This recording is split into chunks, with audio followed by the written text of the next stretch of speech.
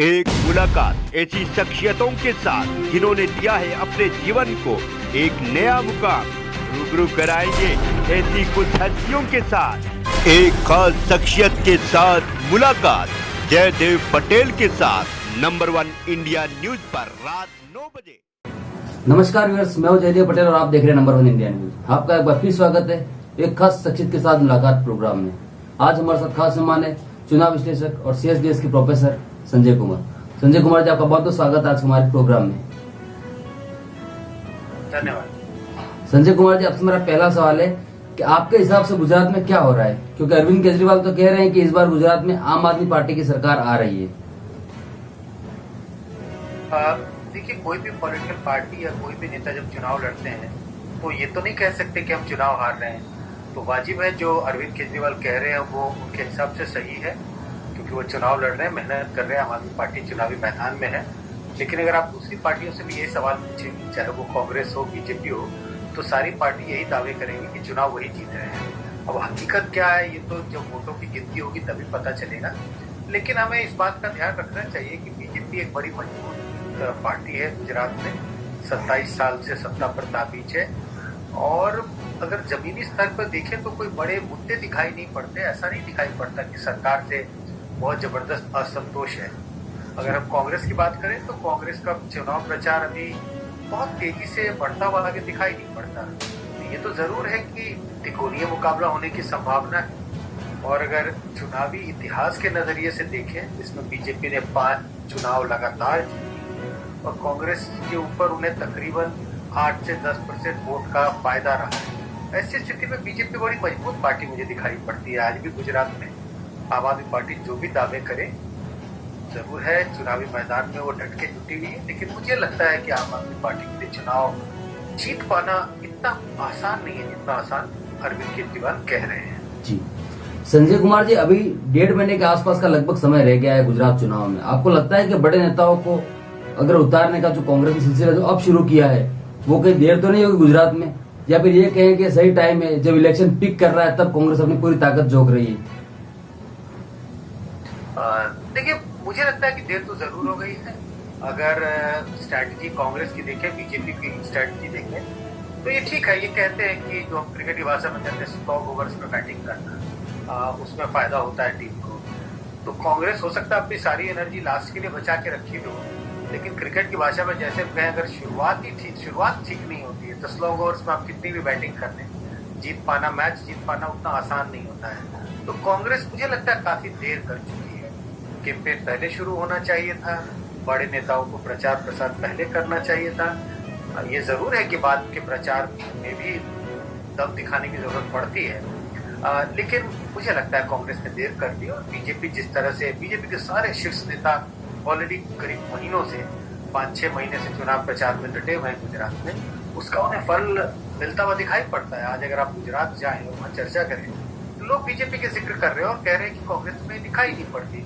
इसकी वजह यह है कि कांग्रेस ने अपना प्रचार देरी से शुरू किया और इस बात का हमें ध्यान रखना चाहिए। आज चुनाव में परसेप्शन का की एक बड़ी अहम भूमिका है। कैसा एक माहौल बनता है, और माहौल ऐसा बनता हुआ दिख रहा है गुजरात में कि कांग्रेस तो बिल्कुल नदारद है। और इसकी वजह यही है कि कांग्रेस ने प्रचार देर से शुरू किया। मुझे लगता है कांग्रेस की भूल है जो उन्होंने देर से प्रचार शुरू किया।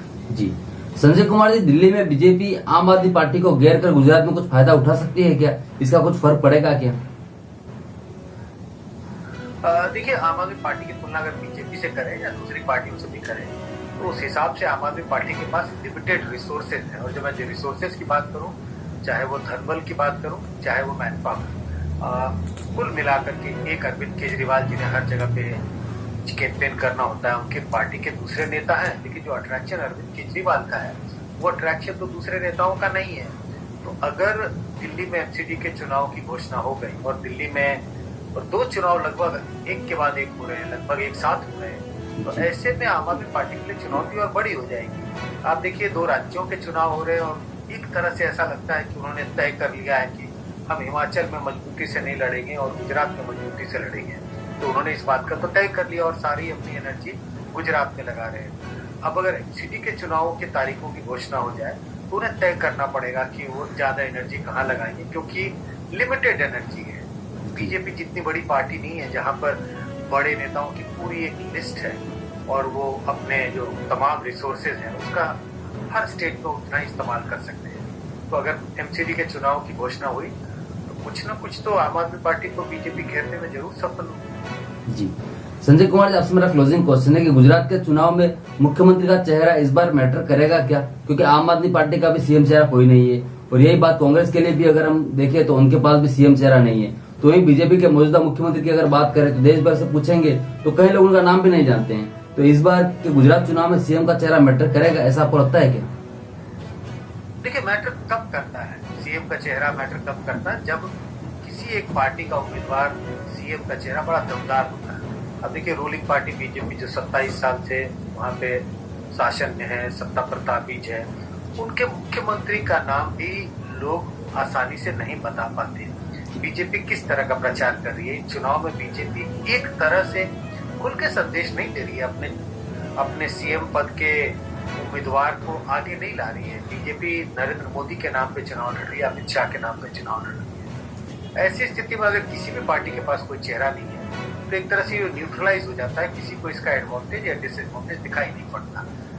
मुझे लगता है ऐसी स्थिति में अगर आम आदमी पार्टी किसी एक अच्छे चेहरे को लेकर सामने आ पाती तो उसका उन्हें एडवांटेज होता, क्योंकि गुजरात में जो मुख्यमंत्री अभी हैं, मुख्यमंत्री की कुर्सी पर ताबीज है, अगर उनकी अपनी पैच नहीं होती और दूसरी पार्टियां किसी ऐसे उम्मीदवार को लेके आती जिनकी पहचान होती है, जिनकी छवि होती, तो ऐसा उसका फायदा उठा सकते थे। लेकिन शायद किसी पार्टी के पास कोई ऐसा चेहरा दिखाई नहीं पड़ता जिसके बदौलत वो वोटरों को अपनी ओर लुभा पाए, मोबिलाइज कर पाए। तो मुख्यमंत्री के चेहरे का नहीं होना किसी भी पार्टी के लिए वो एक न्यूट्रलाइजिंग इफेक्ट है, किसी को ना तो इसका फायदा है ना तो नुकसान है। जी संजय कुमार जी, आपने नंबर 1 इंडियन समय निकाला, उसके लिए आपको बहुत बहुत धन्यवाद।